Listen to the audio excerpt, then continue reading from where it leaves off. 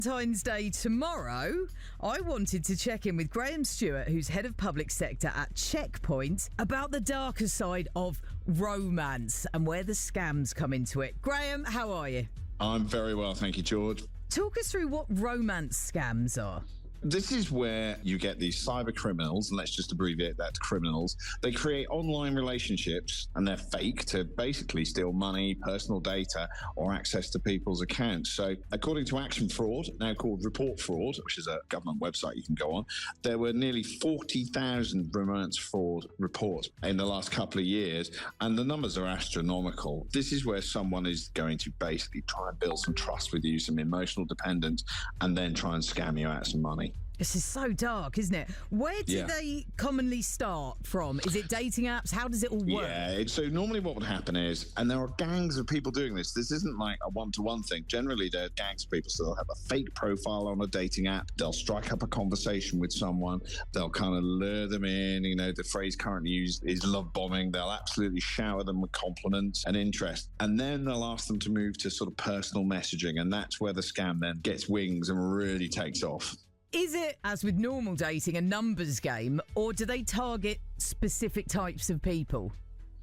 No, it is a numbers game. What's really important about this is they're not going after a particular sort of person. They're going after someone who's responsive to these type of approaches. And it's all about building trust and emotional dependence with these people. And it can be anybody. It doesn't have to be someone that's particularly vulnerable. There's instances of people that are just normal, you and I type people that frankly get drawn into these things. What should we look out for? What are the warning signs?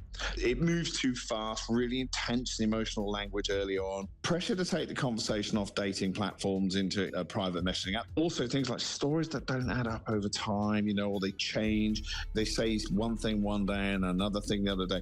The kind of stuff that, frankly, if you met this person face to face, you'd be like, hang on, that doesn't sound right. Also, one of the other things that they do is they avoid things like video calls, in-person meetings, always with a reason. There's excuses for that kind of face-to-face personal contact. That happens quite a lot. The other thing that you see typically in these kind of things is early mentions of money worries or emergencies or needing help and things like that.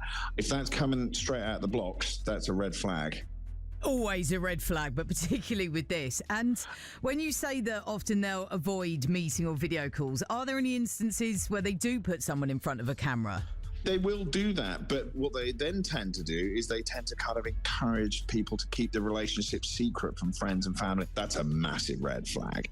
Stuff with overly polished photos. I mean, I know if you go on a dating app, I've been on them, you want to put your best foot forward, you want to absolutely look your best, but if it's quite obviously been kind of polished up with an AI tool or something like that, overly polished, and then you meet the person in real life, then you might be a bit disappointed. Frankly, that can happen with any dating app.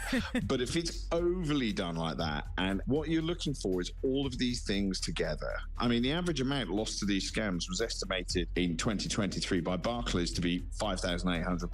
2024, it was up to £8,000. The numbers keep going up.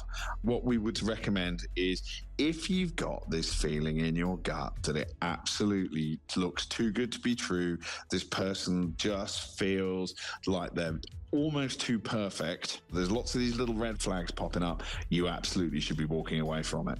And you do need to be on your guard because this affects thousands of people who are losing thousands of pounds. Absolutely. If something happens, what should people do? The first thing is, if you're in a dating app or in a one-to-one conversation in a messaging app and you just don't like it, block them. Okay, just walk away.